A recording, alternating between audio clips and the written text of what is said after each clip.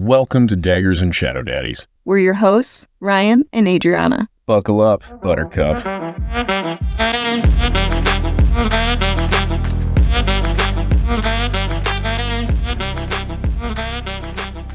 You were right. Oh. She is immortal. Yeah. I don't know how I missed that. For some reason, the only part that stood out to me was she was gifted a very long life. And I clung to that argument. I'm like, no, it was a very long life. No, I just appreciated that when I'm like, you could be totally right. Let's just go back through and listen. On the re-listen even, I'm like, oh, cool. I got this.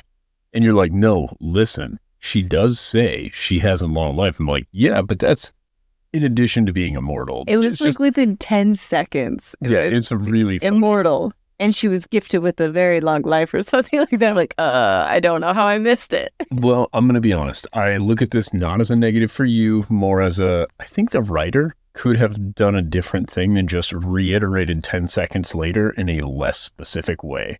If we've learned anything with my listening skills, it is that I don't have any. We've gone through how many books now, and the amount of times that I'm just like, no, this is what happens. And you're like, no, that didn't. And then you fact check. Because I'm just listening to these books through heart, feeling, and vibes. Just heart and soul. What I love about it, though, is even if I am wrong, you're not listening enough to correct me. No. Like, I think I'm wrong all the time. But luckily, I just get to throw shit out into the ether, and whatever happens, happens. Such as Las Vegas being the city of lights. That's Paris. I don't know what I was thinking. I couldn't even correct you because I didn't know what the City of Lights was. Well, if I remember right, I did immediately know that was not the right phrase, but I could not think of where it belonged to. And the only thing I could think of for Las Vegas is what happens in Vegas stays in Vegas. And I'm like, I don't know if that doesn't apply to this. I still like imagining a city in Alaska. Just mountains everywhere. Just beautiful Alaskan views, but city. So it's pretty much Anchorage. Valeris is Anchorage. Just if it were more people and more lights. New Yorkie. Oh, okay. Skyscrapers. I understand. What were the homes? The brownstones? Yes. Brownstone homes everywhere. Yeah. No, I think that's a really beautiful image, and I'm not at all concerned why you refuse to allow Denver in your heart. Like, Denver is so dirty to me. I can't. Yeah, but I'm sure Anchorage is exactly the same, but I am Anchorage is not as big as Denver. There's no way it is as dirty as Denver. But as far as a large city goes, you are so right that I can't give it to you. What is happening? We enter this recording, and these are the times where I get to be right. I feel like I'm wasting this opportunity. I should be saying some grandiose things and just to hear how right you are. Yeah, these are the only moments I get, and I am enjoying every moment. Because in real life, I am never right. No, I can't let you win. No, I mean, in reality, like not even just your perception, I am more often than not so wrong. No. Do you remember what happened in chapter 17? I'm going to look at your notes. That's fine. In chapter 17, they're having dinner and they're all talking about Feyre and her plans. And and if she wants to join the team, I believe, more officially, because there was a moment when Rhys unintentionally mind vibes his feelings of a little bit of excitedness, and when she calls him out on it later, like, hey, what was going on with that? And he replies, sometimes we don't know why we send each other things that we don't mean to. And that was one of those times where I don't think he intentionally sent it or even knew that he did. So when it's being unintentionally sent, I think we should shift the language. He butt vibed her. Yes, sending butt vibes. Yeah, that couldn't possibly have another meaning. This is a single entendre. No worries. And she goes back to the brownstone home, the little cottage, and she has a nightmare with Amarantha stabbing her in the tit. And it was just like, No, hold on. It wasn't being stabbed. The tip of the knife reached the peak of her breast. Every time, and then she says the word She nipple. got stabbed in the sensitive part below her She nip. was being cut before that. Yeah, It looks like very her lips are graphic. being cut. Her whole boob is maimed. Eek. She got maimed. Like, I'm literally grasping my chest right now because I want to hide them and just, yuck. It She's was like, help protect. Stop it. Okay. I'm just saying, I volunteer as tribute. I'm here to help. And then she wakes up and she's puking. And I believe this is when she ruined her sheets from her claws coming out.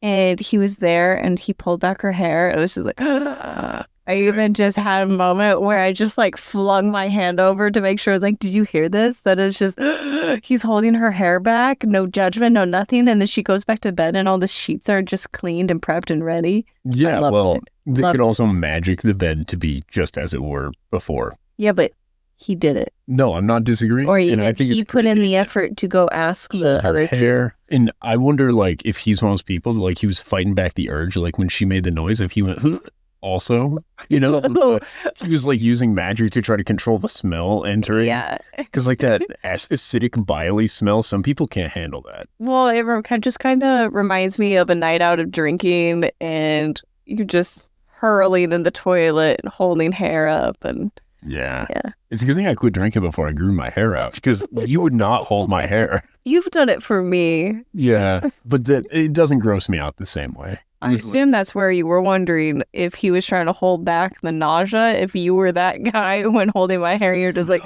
ooh, gotta be a romantic man, hold her hair, but also don't show weakness. No, when somebody's drunk and throwing up, the last thing you're worried about is the romance. Honestly, you're specifically just trying to help them out. And I think that's what made it so romantic. One, when you've done it for me. And two, when he did it in this scene, because it wasn't seeming like he was doing it to be romantic. He was doing it to just be helpful. Yeah. And that made it so romantic. Oh, and I'm so glad that moment was there. Did we discuss the bone carver at all for who has to go talk to the bone carver? No. Like that happened at that dinner before we went back to the brownstone. Yeah, it was. I thought I was just going to jump into that with number 18. Okay, well, first I just want to go over the fact so they talk about the bone carver and that's why. The bone carver is important because he would know about if it was possible for somebody to be revived. Yes. Which is kind of ground that we've already treaded on because Feyre has been revived and Miryam has been revived. Yep. And the other lady, like we have three... No, not Amren. Yeah, Amren. Yep. We have three distinct examples of people being given immortality, not necessarily full revival. I think Amren just has immortality. That's not part of what her transition was. It was just physical. Do you think she was like a sexy dude beforehand? I don't know. If you want to imagine that, you have fun. Transitioned into a sexy lady. She's just a very petite man, and she's like, this is a waste. We learned that Feyre needed to be the one to go because the bone carver was most likely going to talk to her. Because she experienced death. Yes. And he finds that fascinating. Yeah. When she does eventually go. But yeah, initially, Rhys says, hey, Amren, you go talk to the bone carver. You know all about the prison. You lived there for a while. Completely ignoring that she may have some trauma associated with living in this awful prison. And then Amren. I don't know why I can't remember her name at all. We're just going to write a list of names for you to reference. It's so bad. I'm so bad at that. Like, I was bad in the Fourth Wing and Iron Flame, and now I can remember all of their names. So we should just correlate everybody from one story to another. After they get back to the room, he helps her after her nightmare. There was some reason, I have the note to show you Illyrian fighting gear because that was brought up at some point and I just thought it was just hilarious to show you. I'm imagining it's like a pleather gimp suit. Yeah, it kind of is. Yeah. Oh, I want the male one, not the ladies. Well, hold on. Don't get too hasty. Are there Illyrian women?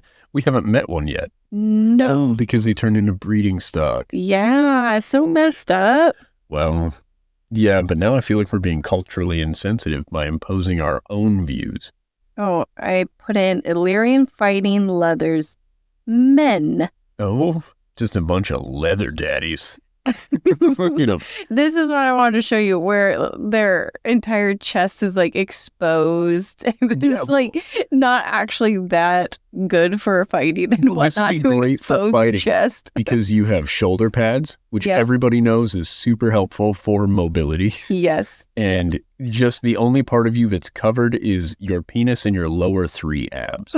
And this is like such a low V cut on their pecs. If my The chest, veins. dude, if my chest looked like that guy, that's all I would wear. Susanna Blasco. Oh, goodness. Susanna? Yes, this is pretty good fan art. I'm assuming Rhys in his fighting leathers. That could be anyone. Any insanely. Oh, hold on. This is a realistic goat. Yeah, that was someone cosplaying. Oh, We're not so that's a bullying realistic real person. people. We'll bully the... I don't feel like we're fake art. bullying these people at all. If I had a chest that looked like these people, I'd wear it. That looks like actual armor, but once again, if That looks like dropped Batman, like a bat suit. yeah, and I think you're probably right. But the funniest part about this to me is if he dropped something, like he can't tie his This shoes. is Susanna Blasco again. Yeah, Okay, Susanna Blasco, Akatar, the movie, and this fan art of Illyrian fighting leathers. yeah, but that person, if they if they reach down to tie their shoes, it's another SpongeBob SquarePants moment. It'll be a ripped my pants, It is And- very tight. real tight. That's really all I had on chapter 17. I want to show you the fighting gear. I thought you would get I a kick out appreciate of it. that. So, she's clearly suffering from her PTSD still, right? Yes. And I thought she was getting better by being away from Spring Corp. She really isn't. Well, I mean, it depends on what you're viewing as better. I think the fact that she's acknowledging it now, and it's also being acknowledged by people around her, adding validity to what she's suffering, Yes, can be yes. improvement. Getting validity in what you're feeling really helps with the healing process. I think if nothing else, environmental improvement is better. than Yeah. nothing. And we see as these next chapters go on, when we get to the Weaver, that she is getting confidence and her self-affirmations are improving, something that never happened at Spring Court. We're not getting to Gary yet. No. Okay. I need you to keep Gary? your pants on. Gary. Who is Gary? Kidding me, Adri?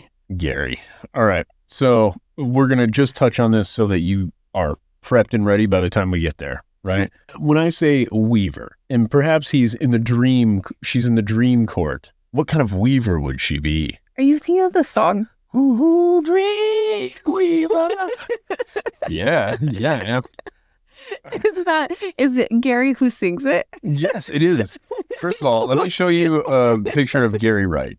Okay, Gary Wright is the singer of Dreamweaver and also clearly a visionary Is this who you pictured the entire time in that the scene? entire time. Did you write Dream Right I- instead of Gary Oh, Right? I did, but that still should have got there. The internet disappoints me again. And this is the album cover for Dreamweaver. You tell me that isn't the dream. He was going after Feyre. Yeah, well, in Blind Weaver, Gary Wright's eyes are closed on that album cover. Why? Because he wants to show you the eyeshadow. He didn't need them open. He can't see through them anyway. Oh my goodness. Yeah. All right, we're setting this aside. New Dreamweaver.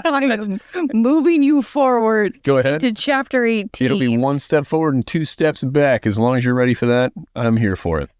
For a short moment, I don't know if it's in 17 or 18, doesn't really matter. They attempt going to the bone carver. Feyre has a panic attack, go back, and she gets the necklace from Amren. What are your thoughts on her receiving the Whoa. necklace from Amren? Whoa. Hold the phone. Let me just check on something real quick here. Feyre is not Neo Oh, in this scenario. The bone carver is not the train master or the conductor, whatever he was called in that movie. She doesn't do any cool stuff and they don't fight. She is No. a pansy and he is creepy. it was a really good scene. It just wasn't Matrix level fun. Yeah, I was super bummed out. Dodging bones being slung at her. Yeah. Yeah, you thought of that too, didn't you? Not when I said it. You just casting dick. And she just like dodged, you know, I'm like, what? Oh my God. Casting Cox would have been a crazy name for a rock band. Don't you think? It would have been awesome. Oh, man. Where were we at? she was. Oh, about you to were wanting dodge to. Dick. No, you were just pointing out that it wasn't like the Matrix at all. Yeah, and so that's something where I had kind of made my own little fantasy thing about that. I can't remember what that's called. Fan fiction? Yeah, in my head about like, oh, Feyre's gonna be Neo and she's gonna unlock her powers and it's gonna be so cool. And it turns out Feyre is a turd. But as far as this goes with the bone carver, it's the first step of many to get to the big ultimate fight of the book. Yeah, and I'm guessing at some point she does become Neo, but the bone carver is not the conductor. Yeah, that's okay. I was excited for that. I mean, I wonder who's going to be her Mr. Smith. Are you going to relate this to the Matrix the entire time? You're just probably going to set yourself up for a disappointment. I don't know. I don't remember Gary being in the Matrix, although it could be argued the Oracle in the Matrix is a blind old woman who helps guide them in the first part. The Weaver, she's being guided toward something for Rhysand, and she's... I'm not following the connections. Just two blind women. Blind women. Just blind women. Okay, I am moving you forward. You're right. I'm sorry. I got Chapter the 18. Helen Keller demon of them all. No, we're not even there yet. Fine. All right. Amren gives Feyre a necklace. Okay. Feyre chickens out going in the mountain. Yes. Then Amren is like, don't worry, sweet summer child. This necklace got me out. Yeah. Therefore, if you're wearing it, he can't hold you. Yep. And Feyre now has the confidence of a large child. She is able to go into a creepy cave with her big papa, master of all things. Bear in mind, the guy who runs the prison. It's like she wouldn't go into a prison with the warden. It's literally what happened here. While you're talking, I was just thinking about, not listening at all. I was thinking about how Amren, what if it's just a necklace? And it would mean it actually has zero purpose. Oh, wait, is that what you were just saying? I wasn't listening at all. No, it isn't. Oh. Never mind. What? This is our second attempt at this recording because the first time the computer died, so we recorded the entire episode and didn't know that we only had the first 10 minutes uncorrupted. This is exactly what I said last time when we brought up the necklace, and I was just avoiding it this time because I was like, I don't think there's anything special about the necklace because Amren doesn't give up anything special to her. Possessions are super important, and she doesn't actually give a shit about Feyre yet. So that is exactly the point I made in the last, and you were like, I wasn't listening, I'm moving on to the next thing, so it's hilarious, but you prefaced this. Well, it's funny because you prefaced it with, I'm not listening to you, this is what I'm thinking about, and I'm like, last time I went through my whole, you know how I do, this 10-minute diatribe about how this should be something. And then you were like, I'm sorry, I wasn't listening. And you moved on to something else last time. So we're in sync here. So you couldn't just let me have this moment of, yeah, you came up with this all by yourself. Congratulations. No, here's the thing. I think you did come up with it by yourself. I did because I wasn't listening. And here's the funny thing. Now, if I'm wrong, we're both wrong. Where I was going with it, and it sounds like you did too, was that the necklace does nothing. And it was just Amren being a girl's girl and looking out for Feyre and shared the necklace with a boost of confidence that she needed. Just a placebo effect. Yes, I agree with you. And I think you've really outdone yourself with this one. A real problem solver. I know what I love about this. A real detective over here. No, the funniest thing is we could be so wrong. But I'm looking at this differently, more like Amren is like, okay, you stupid scared child. Take this necklace. It's the same thing as when you give like a kid a nightlight and you're like, see, now monsters can't make it out of your bed. Or the under the bed spray for kids, the monster spray.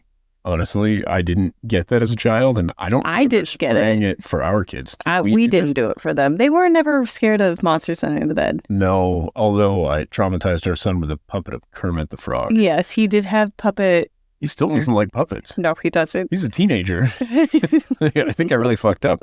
And if I remember it, I was just reading a book to him in a Kermit voice. Yeah, I think he had a hard time with changing voices with books. It freaked him out because he didn't think you were the same person, like you were possessed. And it freaked him out. If it makes you feel any better, my Kermit impression is so good. I kind of am possessed by the spirit of Jim Henson while doing it. I don't want to toot my own horn, but Miss Piggy would come. Oink, oink, right, baby. Stop. Okay. All right. Back to the necklace. It sounds like the pearl necklace. Please stop it. Miss Piggy does wear a pearl necklace. No more. Okay. That the necklace likely does nothing and that it was just to boost her confidence. And it kind of makes sense that Rhys was shocked. Amren shared the necklace with her because I don't know, Amren doesn't come off as the type that she shares anything. And especially if he sees it as that necklace doesn't do anything, it's just something valuable to Amren and she gave it to you to wear. I thought of it as costume jewelry, where it wasn't even value to Amren. Like, Amren just kind of saw this thing laying there and was like, here, if you don't bring this back, I'll fucking kill you. And handed it to her. And then Rhysand was looking at it like, where did you get that? And she's like, Amren gave it to me. And he's like, Amren gave that to you? Like, he's confused the whole time. He was just confused. And so you reached the same conclusion taking a different road than I did. Because my whole thing was like, if this necklace did exist, and it was some sort of super insurance policy, it seemed like Rhysand would be like, I'm so glad she gave you that necklace. Yes. As opposed to, what? Like, he seemed so confused. He's like, okay, well, maybe they're engaged now or something. I don't know. Maybe it's not just Cassian who has a thing for Feyre. I think Cassian has a thing for everybody. Yeah, he seems, that's what I got from the little banter. Homie, like, Mor and him are close. Mor is close with everyone. Yeah, I think Mor is a homie in general. I've seen some spoilers. But he also offered, no, don't. I'm not going to, but it's kind of annoying because I'll post on TikTok for our account and then I'll get spoilers because it's like, oh, TikTok, you want this content? I'm like, no, I don't. Don't show me things. You should just use my TikTok. It's all cars and science. Yeah. It's really, where were we? They're climbing up the mountain and Feyre is going to share secrets and Rhys stops her because the prisoners have nothing else to do other than listen through the rocks. I imagine this is like your office. Yes. Like, you guys at work, I imagine just between you and the one person with whom you communicate most verbally, everybody else in the entire building knows all of your business. Because neither of you are quiet talkers, so I imagine it's like you guys are just outside the door. I mean, like, oh, don't say this to so-and-so, and that person's like, I can hear you. I see it as any stuff that we talk about at work is about work, and if they want to join in, please do. You called me at like 9:30 the other morning because you didn't know who Alan Rickman was. And you wanted to know which movies Henry Cavill was the best looking in. And if the front desk boys came in, they're like, hey, girls, we got you. This is the movie you're thinking of. And they joined in and we're watching the videos. Okay, you guys watched videos? Yeah, we watched some thirst traps so I could show her why. I mean, here's the thing. Anybody arguing with you about how attractive Henry Cavill is doesn't need a full thirst trap to get any image on the internet. Wait, we're getting off track again. No, this is our Henry Cavill segment. We have this every episode. Every episode we talk about Henry. Yes, Henry, you're a big part of our show and our lives. We made it from Rhys talking about the necklace to them taking a few steps. That's how much farther we got in our discussion about the actual book. Is it because I keep interrupting you and then making hard lefts? Yes, you are. That sounds right. Yeah. Okay. They get into the building or into the mountain. Prison? Yeah. Yeah. Is Under the Mountain an entire society and a subsection of it is the prison and that's where they showed up? Or is Under the Mountain just a massive prison? I think it's very, very similar to what Amarantha had built. That makes sense. So it is a society, but essentially a prison. I think it contains both things, right? People that are under the mountain are not allowed to leave, but I believe it is a society. It's not really people raising their kids there. Well, I don't believe they're having a lot of children under there because the whole thing, like Faye, it's hard for them already. And I don't know, if they're anything like humans, environmental factors are kind of a big thing with trying to have kids. At some point, they have a discussion of hand-to-hand combat where Feyre was asking Rhys of if he could take Cassian or Cassian could take him. And when you mentioned that you wish that there were points in battle, points? I don't know. I just want numbers for power. There we go. Yeah. I was just kind of keeping notes here and there when we see power examples that Cassian is stronger than... Wait, power, why are you making that face when I said because I have such a hard left turn I'm going to make. Oh. I'm so sorry. Well, Cassian is stronger than, or maybe more skilled than Rhys in hand-to-hand, is what we learned. Yes, he's more capable in hand-to-hand combat. And what you're saying is, you're welcome. You got some power reference. But I think what I actually said was, I don't want referential things. I want numbers. You're not going to get the numbers, so I'm just pointing out examples they could do this throughout this. They have thousands of years to come up with a system. And I'll tell you why the referential thing doesn't work for me. You are ridiculous, and that's all of the response you're going to get, because that is not happening in any of these books. And if we read one of your books and that kind of stuff happens, you're going to hear me complain. Here's the good news. My books aren't fantasy. There's no power levels of anything. If anything, it'd be like Einstein's IQ is considered to be 163. I look forward to reading Brandon Sanderson books. I think that's his name, his last name. It is. He has been another highly, highly recommended author for fantasy novels, and it seemed to be a nice in-between, I think, for both you and me. Can we please talk about this bone carver? Instead, you keep going off on these tangents. I know, right? It's all me. I'll get us back on track. Don't worry.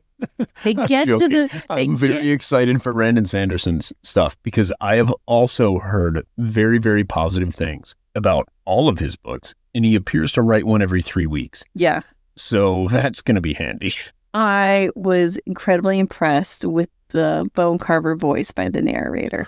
I loved it so much the first time and the second time. Give me the willies. Thinking about what? That little boy voice. Yeah, it was creepy. Yeah, she did a good job. And listening to it the second time, it was really interesting to hear the difference in the perspective that Rhys would have with receiving that same information, but from Jurian. Even though I know Rhys seemed to be very aware this isn't Jurian, but just the psychological game of receiving that information was really intriguing the second time around. Do you suppose the way that he appears to these people is a reflection of their own mind? And I think this because Rhys saw him not just as Jurian, but as Jurian from the last time they fought. Interesting. As opposed to it being something that the bone carver is putting out. It's more of an open to your own interpretation of what he looks like. Almost like a mirror. Could change every time that you show up, but the bone carver isn't really in control of it. It's you. Yeah. I didn't think of that. I wonder if the boy was just more what Feyre would be more comfortable sharing personal information with, which then doesn't really fall into the mirror situation. But yeah, I guess I thought the boy form initially when listening was because Feyre was more likely to give him the answers that he wanted by talking to a little boy. And that's super possible. I also look at the possibility of, what if Feyre just saw the actual bone carver? That would be funny. Wouldn't that be hilarious? It's actually just her who's ever seen that. Yeah, nobody else knows what the hell he looks like. And when Rhys asks, he's like, well, what do he look like to you? She's like, little blue-eyed boy. He's like, weird, you look like Jurian to me. And she's like, well, I've never met a blue-eyed boy. The blue-eyed boy is actually her future child. So I considered that. Honestly, I looked at that and I was like, oh no, what if it's something to do with the future? But then it wouldn't be referential to what's in her mind. Mm-hmm. And I think that because I came up with that theory, I'm going to try to stick with it. Okay. No, I do more than acknowledge that I'm probably wrong. It would be cool if that's like their future kid. What color was that kid's hair?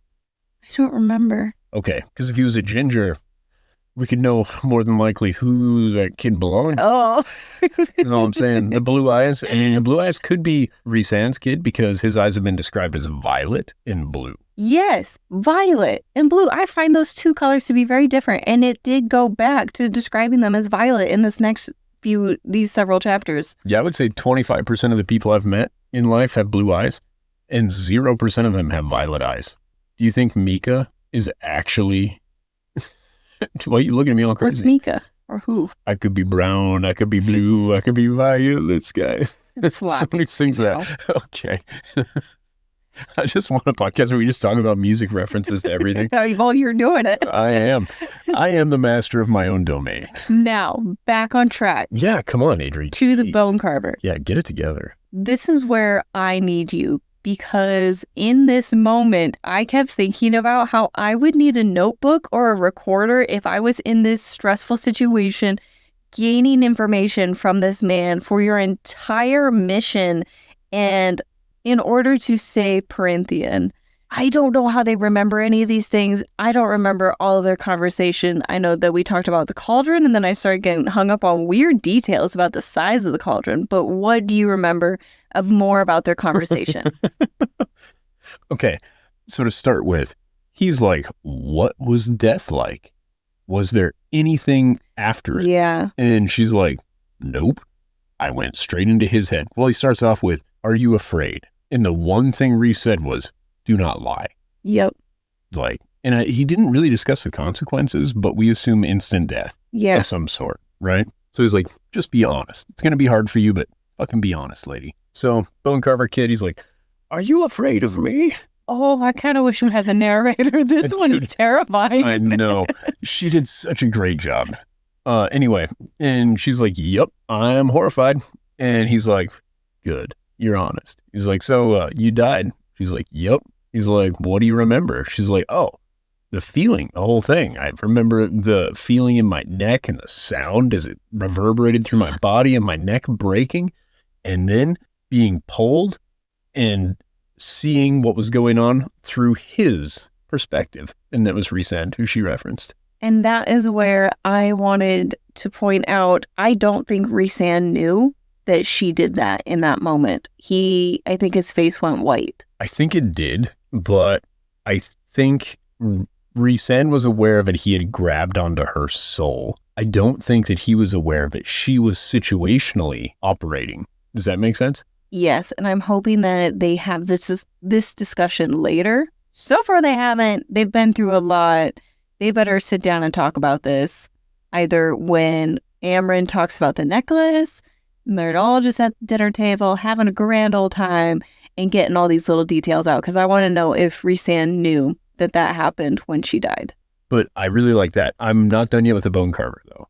Okay. So the Bone Carver becomes so curious that then he's asking her 6 questions to her 1. Mm-hmm. And Rhysand interrupts her when she goes to answer the 6th question and is like, hey, don't answer that. He's like, we're 6-1 here. You got to share some more information with us. He's like, all right, fine. Yeah, you could revive somebody if you still had a way of containing their soul. He's like, somebody could be revived using the cauldron. They're like, oh shit, the cauldron, it's real. And he's like, fuck yeah, it's real. It's what did all of this in the entire world. It more or less, it's God. It's the creation vessel, right? And give me a little review of how big you thought this cauldron was. I thought it was freaking massive. I thought it was the size of a house because it was containing so much magic necessary for this entire continent and all of the fairies and all of these things, and created this wall, created all these things. So I thought it was huge, just a massive cauldron. And then it was at the bottom of a lake. I'm like, yeah, it's huge. That makes sense. Of a lake. And then the legs were removed from it and they're in these locations. I'm like, wait a minute. The size of these legs are pretty freaking big. How are they just moving and transporting this?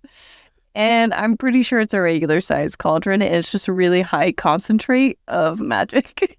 Yeah, I think the cauldron is like the size of maybe a hot tub. I'll give you hot tub size. Okay, that's pretty good size. Yeah, because that's where I'm just imagining it has to be big enough that it's a pain in the ass to move around for people. And it has to be big enough for like the legs.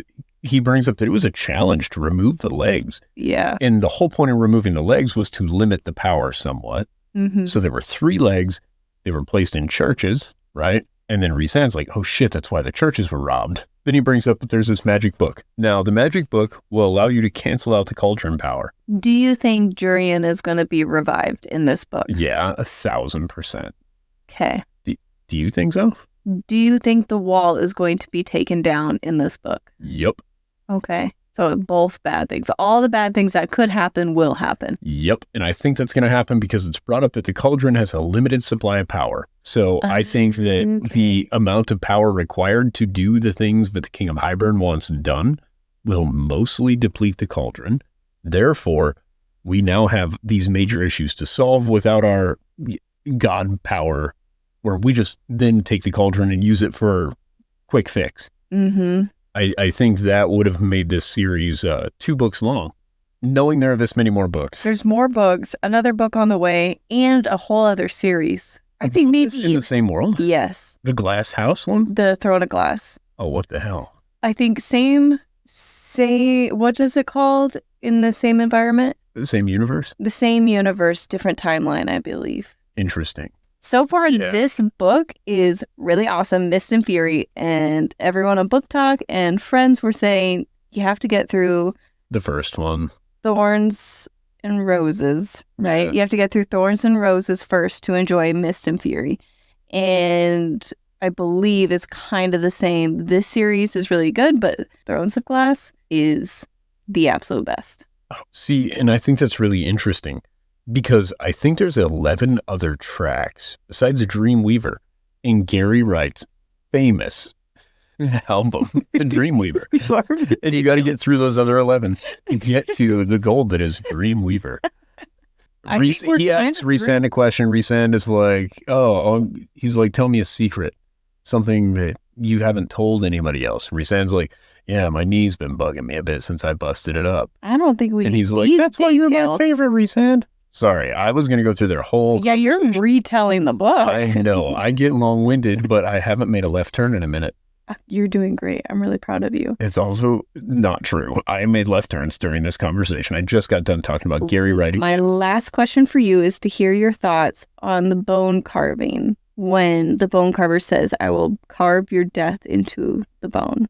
So I think he's referencing her first death, the one before she was revived. I kept thinking future death. I didn't consider she technically did die, and he's a weirdo and probably just wants to carve things like that. Well, yeah, and I wonder what the significance of his carvings are. A part of me thinks he's almost like a historian or a documentarian, right? Where he's like, I'll carve your death in this. And once your death has been carved in his bones, he just has documented history, more or less. Fascinating. I like that. Well, that could be totally wrong, but that's the way I like to run it. But he does bring up the books.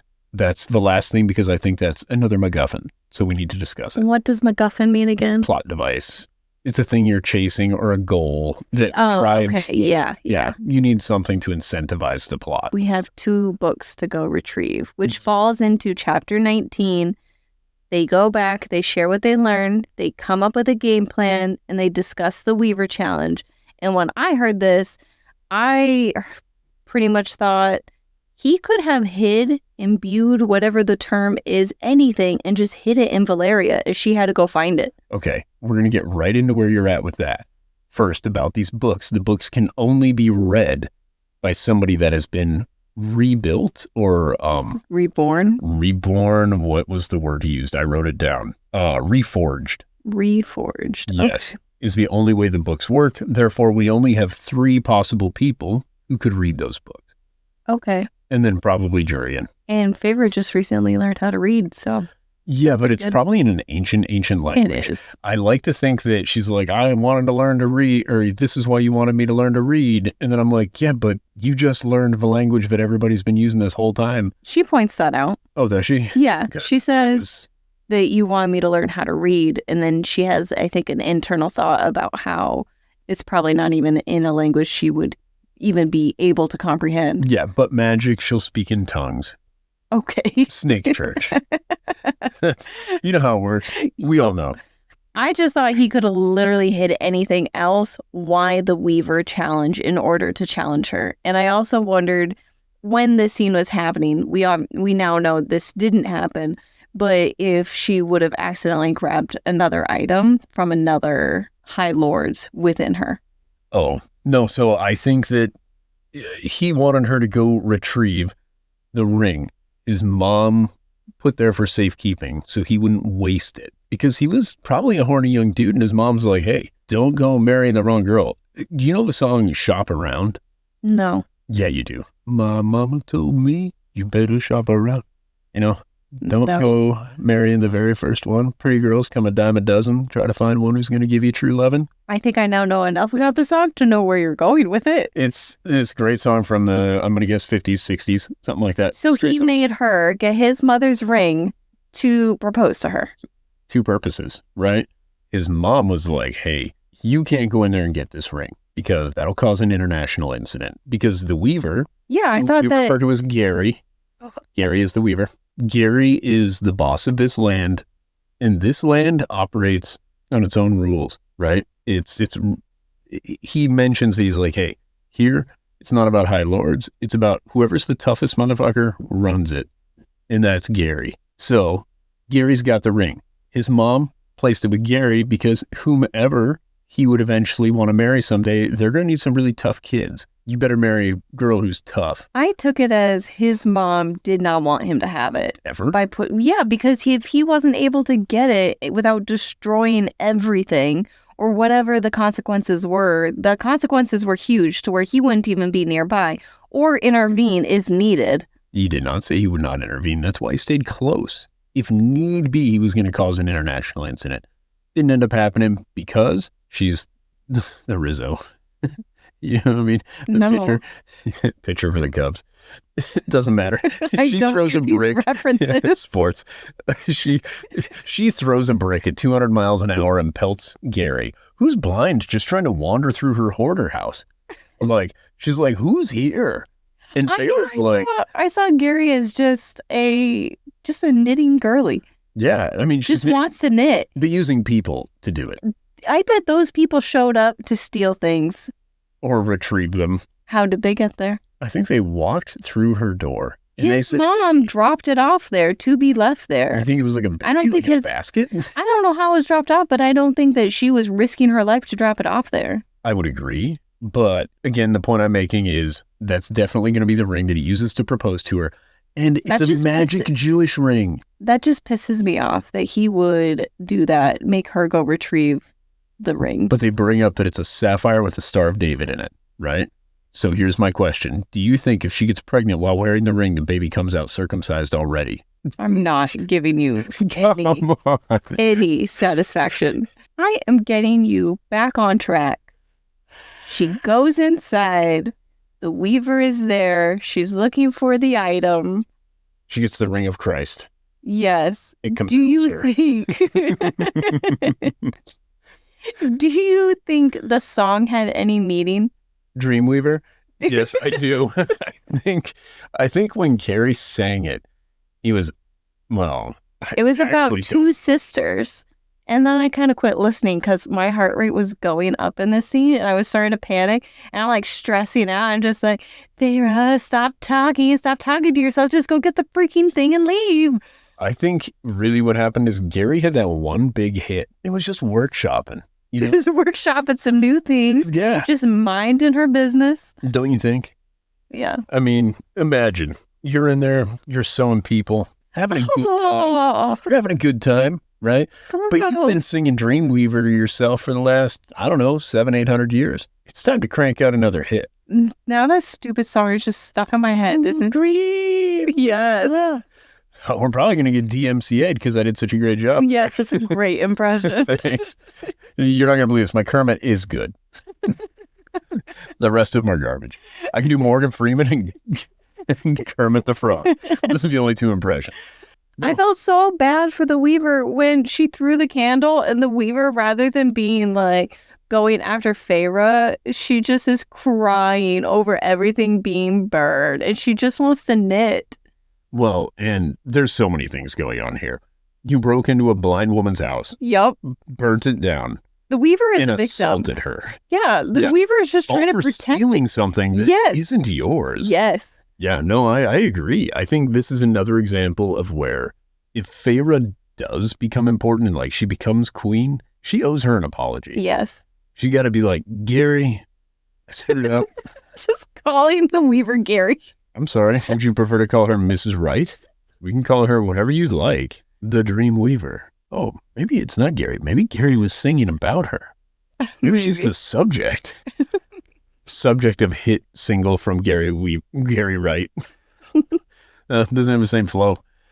Anyway, yeah, so the Weaver is victimized. Feyre tries to climb up a chimney. She kind of doesn't really fit up. And you tried to justify this because you're like, well, the chimney gets smaller as you go through it. Like, yeah. Yeah, I kind of pictured it almost like a funnel style brick. Yeah, that's what I was picturing. And that she was getting stuck in at the top part. I feel like she just barehanded, ripped a brick out that was mortared in. Yeah. It's brought up that it was mortared in. Do you know what mortar is? Yes, I know, and I think it's showing her strength. Yeah, she could have more easily just busted out through the side of the house. And then she ended up doing that. Oh, through the walls? Correct. Yeah, they're not made of brick. Yeah, I don't think she's fully aware of her strength yet. I think she was aware enough to grab a brick and be like, I think I can just yank this out from the middle. She was very desperate. Yeah, where, like a desperate cat, where you look at the wall and you're like, no, that's straw. I can't go through that. Brick. It was like the big bad wolf could have given her directions. This is exactly how this went for me. Backing up just a few more sentences. Yeah, that's fair. Why do you think the Weaver knew Feyre shouldn't have that? I wondered if it was because of the other High Lords and herself were also touching the ring, not just the part that she got from Rhys. Yeah, I think it's a process of elimination. I think one person could be allowed to touch it, but then again, we don't even know if Rhys would be allowed to touch it. He imbued it. But it was his mother's ring. Yeah, and even then, we don't know if she gave it to the Weaver. Now the Weaver's like, actually, it's mine. It's mine now. Yeah, the same way Feyre never returns the necklace to Amren. Oh, she will. I think she will regret if she doesn't. Yeah, I think she had the opportunity. She should have sent that thing via... Yeah, why wasn't it already dropped off? They stopped back at the house and then she goes and sleeps. Yeah, she had plenty of opportunity to give that back. Wouldn't it be hilarious if she did and neither of us caught it through 2 listens? Goodness, that would be bad. Well, not very good listeners. Nah, I feel like we're missing a lot. Okay. There's only one more chapter, so after they get through the Weaver, as she escapes... Oh, Cream Weaver! And then she escapes, she goes back, and they recap everything to the group. She finds him once again being casually sexy in a tree because she Tarzans her ass through that forest. Yes. She climbs up the chimney, lands on the thatch roof. Ooh, and that scene was so nasty. The author did such a good job describing how gross and nasty. And it was kind of like the worm scene again, where you're constantly reminded of how gross it is. So you can relate to her so much. That she wants to get clean. And even when Moore snaps her fingers and removes all of it, I don't know if she actually snapped her fingers, but everything is removed, she still feels Amren did that. Was it? I thought it was Moore. No, Amren. She threw up and Amren's like, gross. And that's where Cassian was like, he's not a hair holder. Cassian got sick immediately just looking and smelling. Yeah. And she snaps her fingers, it's gone, she's clean, and she's like, I still feel kind of gross. It was such a good, when she gets out of the chimney onto that, it was so disgusting and well written. I was bothered. Oh no, the author did such a good job painting that picture. The thing that really throws me off, Feyre has supervision, right? Oh, I don't know. I guess I didn't consider that. And she was like, I can see better now. The world is clear to me. Yeah, yeah. Like, she's got 3/3 vision or something. Fey eyes. Yeah, she got them Fey eyes. But do you know what thatching looks like? Yes. Do you think you could possibly confuse that for hair? No. Okay, me neither. No. So I'm assuming Fey had very straw-like hair. After the way she brought this up, she's like, it was hair. And I'm like, oh, gross. And then I'm like, wait a minute. I don't think we can keep talking about this. Is making me grossed out. Sorry, I'm just thinking of... No, I know. That scene was so disgusting to me. And now I'm thinking of how I was feeling when that scene was being read. I'm like, ooh, I'm just grossed out. Nasty people grease. Yep, no more. No more. We're done. Can I just say one thing about the hair? One quick thing about the hair. All right. You know the Play-Doh thing where you like push it through and the people have a spaghetti hair? Yes. I think that's what the Faye must have for hair. You're ridiculous. She gets into a tree. She starts leaping tree to tree, just getting out of Tarzana. there. Yes. Yeah. And then Rhys is just I'm going to keep using the word swagger because in this chapter or the chapter before this, he swaggers away after he flirts with her. Wait, we never talked about him flirting with her. It happens all the time.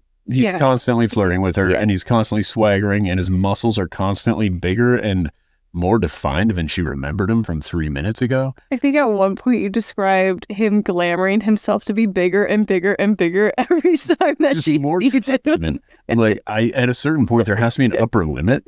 But I'm assuming at this point, every single muscle in his body is just striated all the time. And it's just growing. He's just constantly flexing. No, like, I mean, a crazy flex. Like, he has to look like he's never had water. This man is yoked because she just keeps noticing. And every time he moves, he's sitting on the tree in a way where he's more muscly than she remembered. Looking at his arm draped over the tree, she wondered how that tree supported all of that sexy. She's so thirsty. She's been without for some. He was sitting swaggeringly. And when he was flirting with her before she went into Gary's house, I just kept thinking, play stupid games, win stupid prizes. This is what you get if you want to offer up your buddy to her. Something's going to happen. You're going to be all butthurt later. Oh, yeah. No, again, we go right back to that. He has the maturity of a 750-year-old man where he's like, hey, you need to get laid, Cassian. Well, Cassian, he's trying to protect me. Like, he just wants to fuck you, which might be true, but Cassian's your buddy. You instead just say, hey, playing stupid games. Be aware.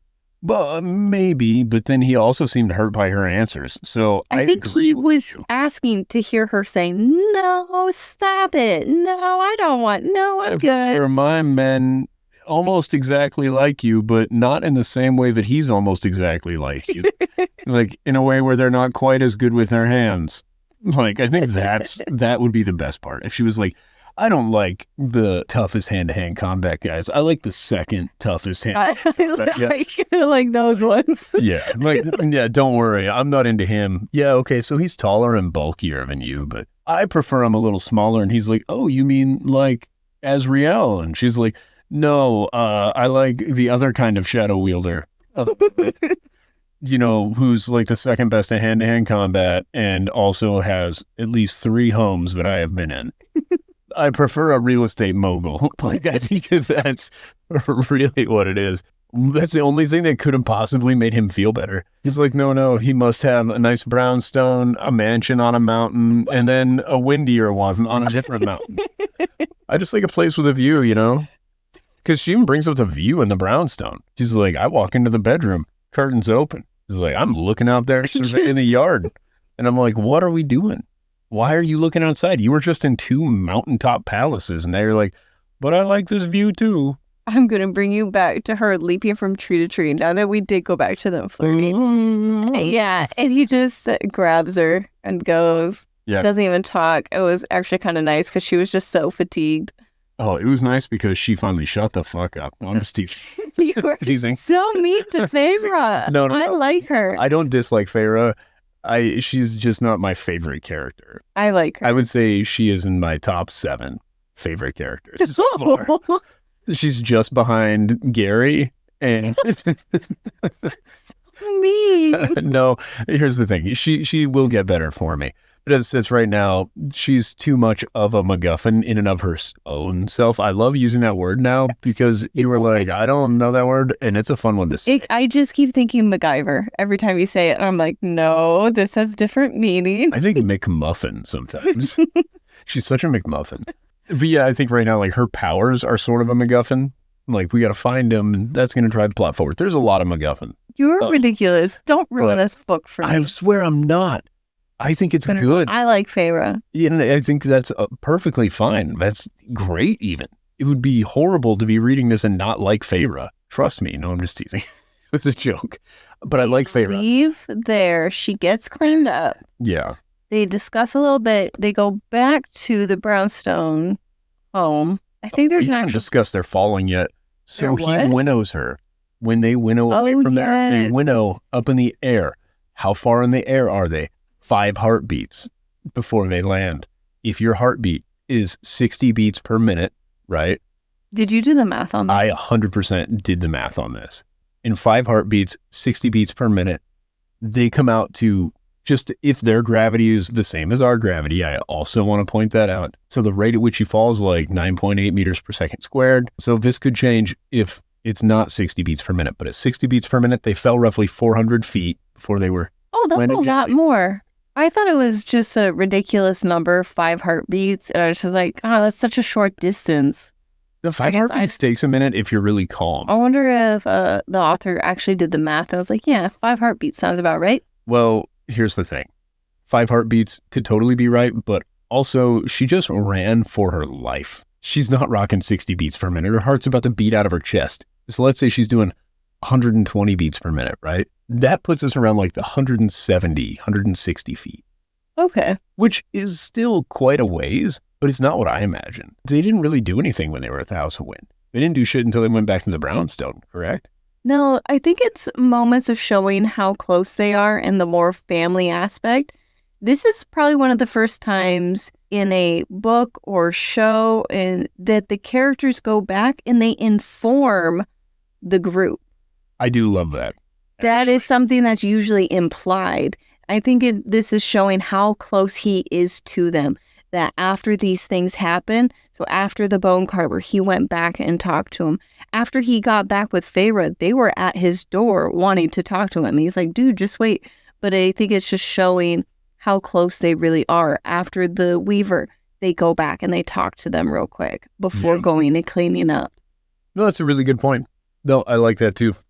Overall, I'm really enjoying the book. I am more invested in the side characters than the primary ones. And there's a lot that goes on in these series with side characters. A lot of the spoilers that pop up on TikTok and why I don't really catch that's what's happening initially is because it's conversations about all the side characters and their relationships and inner workings together, which is a really nice thing with this series compared to other series that we have read. It's usually just about the main characters and you get bits and pieces from side characters. You don't really get to know about the relationships between the other characters. This moves the way that I like a book to move. It is kind of glacially paced and then everything happens at once. But you get so much information also. I really like When I see that a chapter is going to be longer than 30 minutes, I'm so excited. When I see a chapter is going to be 7 or 10 minutes long, I'm like, this woman is a psychopath. She just wants to upset me. She's doing it to you. Yeah, just for me. Like the rest of you, I feel bad for you having to suffer in my world. Centers around me. Our last chapter is chapter 21. And this is where I think it finishes up everything going on with her escaping. She tells everyone, and we learn about the priestesses escaped Amarantha. They were not under the mountain. And this is also the chapter where Rhys trapped Feyre in his mind. Fan theory, priestesses work for the King of Hybern. Ooh. Go ahead. Well, thing now. We learned that Amarantha doesn't get along with the others. So I would... Amarantha. She didn't get along. Both are true. Ianthe. I don't remember how to I think you're right. I think it's Ianthe. I think it's Ianthe. E. She doesn't get along with the other high priestesses. What are your thoughts on that? That she doesn't get along with them? Yeah. How could all of them work for Hybern? Yeah, I think the rest of them are semi-working for Hybern. I don't think it's like a direct thing. I think it's more like there are spies within their ranks, so to speak, because they weren't under the mountain. They could have been hiding in the human realm, I guess, but that's such a weird chicken shit thing to do. And I find it hard to believe that you would have these, what were they called? Those followers are in relation to the high priestesses, the children something. Yes. Those women. Children of the corn. Yes, those girls. They're connected to the high priestesses during the time that they were all under the mountain. So this is the thing. This is why I think that the priestesses are mostly bad. Because during that time, you have the children of the light or whatever, that they're, every so often, one is being sent in to Prythian, right? They're like, oh, we sent her in with a basket of cookies so she could find a high fae mate. Yeah. But at this time, we learned that all imprisoned under the mountain. Yeah, we now know that's obviously a lie. Yeah, none of them were married off. They were all murked. And we haven't seen any, or I should say, Feyre hasn't run into any of the human girls over there yet. No, because they all got murked. But why? Well, again, because the priestesses are evil. And I think Oh, Ianthe is a different kind of evil. I think Ianthe is just selfish and self-serving, not for the same cause the rest of the priestesses are. And I think that's why they don't get along with her. They get their power from rituals, and I wonder if they're sacrificing them, the humans, I mean, maybe. for power. And that could be could have something. been just like a sustainable, like, hey, we're getting low on magic batteries. Yeah. Time to recharge one. Well, send me up 5 of your finest virgins. We'll sacrifice them. Yeah, I wonder if it's something like that. I think it's possible. Like I said, I think the moral of the story is Stalin and Hitler were both evil dudes, but they didn't agree on everything. And I think that's the Ianthe and the other. Oh, okay. priestesses. They're all, okay. I think they're all following bad that. people. I just think that the other 11 priestesses are like, hey, the King of Hybern is going to help a brother out, unite the world. What if they work for Hybern and Ianthe has her own plan? That's what I'm saying. I think she's an independent operator who is just self-serving. Yeah. I think they maybe are serving. Hybern, Bitch. man. They're serving bitch. Yeah. Then we get to Feyre tries to slip into Rhys's mind. She fails. He lets her in, locks her in to prove a point, but also show her his history with Ianthe. I would have been so insecure with the way that Feyre described Ianthe. I would have just She laid there boobedly. boobedly walked across the room. Her enormous tatties just She did say flopping they were from one- big. I'm just like, oh, goodness. Her big, full, voluptuous mammaries just Just stared at Rhys. swaggeredly. Her swaggering. She boobedly walked. I can't get over that. Her nips peeked and stared at him in the eyes, and he stared at those nips in the eyes. And they stared at each other. That's, again, I do really appreciate that the author writes every scene that involves boobies. She writes them the same every time. She's like, they were perky. They were full. And then these ones were big, and they bounced. And you know what we learn? We learn Rhys, much like me, is also an ass man. Because He was he wasn't not. seduced at all by those. No, He's like, you know what? I've actually seen some water titties a few weeks ago. He's like, Rhys you- wasn't there for the water titty. I assume Didn't those say fish. right. I assume those fish just live in bodies of water. He has water on his place too. Okay. Oh, okay. You're telling me you got a koi pond out back, and you're not going to put some big titty fish in there? Stop it. Yeah. Yeah, he was completely unfazed by this, Her by nips. Ianthe. Yeah. Or feminine wiles. Instead, now if she would have just been face down, ass up, you'd have been like, I think I saw the Lord. Overall, I think we learned that she has a flat ass. Yeah. That's what I got from it. Yeah. No mention of any of her. Yeah. We hear rock and rack and no booty. And we're like, you know what's going to happen? Gravity will take its toll. As we learned, acceleration is what? don't get 0.8 your- meters per second. I don't get your joke. Scale of gravity is like 1.34. Doesn't matter. Point is, gravity's going to happen. Those boobies, they're not going to last forever. And Rhysand's like, we're going to live 700 years. That's an awful lot of fucking gravity. Get them titties out of here and wear the ass at. So he breaks her, though. Yes, he does break her hand. She should have listened. She should have respected his boundaries. She didn't do that. But then he is like, oh, I want to murder you. So instead, I'm just going to snap your fucking arm. Well, she had her hand right in front of his. Not in front. It was on it, I think. No, he stopped it right beforehand, Well, before she touched it. from what we've heard about Rhys, that could have been 4 or 5 feet away. Oh my gosh. I'm just saying. He's got the old trouser snake coiled and ready to bite. Basically, he started singing to her the Sir Mix-a-Lot's classic, right? What is this? I don't get it. Baby, I'm back. Oh 'Cause my she god. can do side bends or sit-ups, but please don't lose that butt. You know? And he just looked at her. He's like, silicone parts are made for toys. And then he breaks her arm. Tosses her out. Yeah, because he needs a girl who got some, little dump truck. So Feyre's got a booty, is what we got. Yeah, that's how she couldn't fit out the fucking chimney, remember? Her first half went through. It's like she thought her tits were whiskers. She's like, well, my boobies fit through. And then she's like, but I just couldn't squeeze the rest away. Damn, these beautiful birthing hips. Like, that's what happened. She's like, somebody greased me up. Ew, Yeah. don't, I'm gonna gross me out with Sorry, that scene again. sorry. I was imagining butter. That makes you feel better.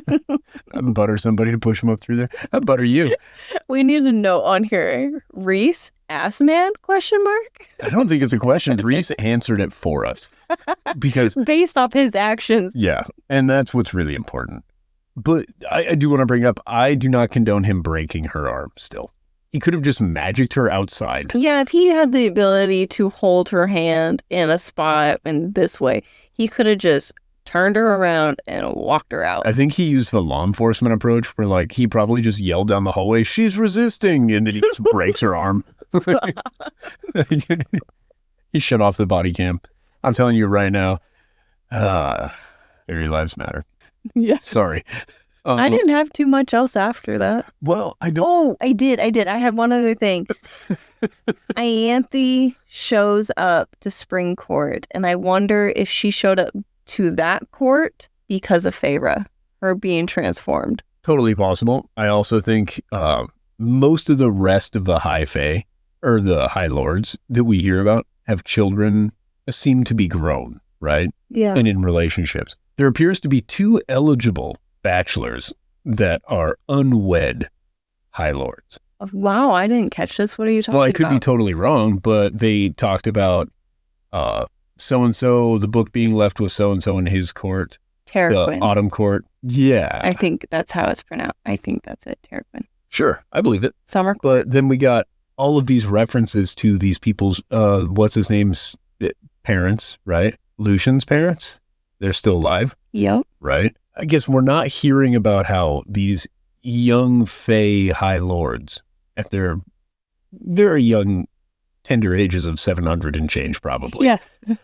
We don't hear about any of the others interacting, but we hear about Tamlin, Lucian, and Rhys. Those 3 have history, right? So if there are very few High Lords then that are single dudes, and her whole method of gaining power is supposed to be crawling into people's beds, I don't know.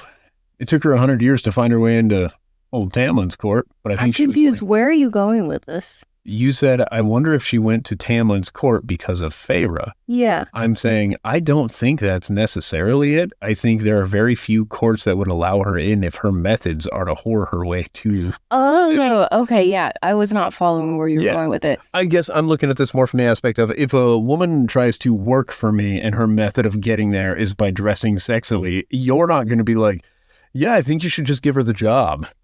Like, you know what I mean? Yeah, I guess I was just going with she has ulterior motives for Feyre, and she was going to use Feyre. Oh, yeah, no, I think her ulterior motives are whatever's going to allow her to have a really powerful baby. Yes. That seems to be her big goal.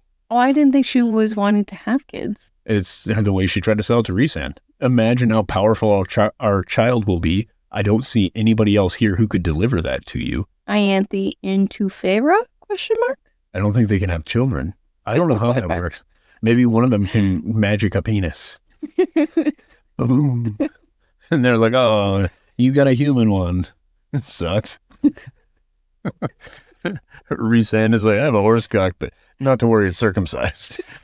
What? Stop. No, it's a good joke. Well, not going in. That joke needs to go in.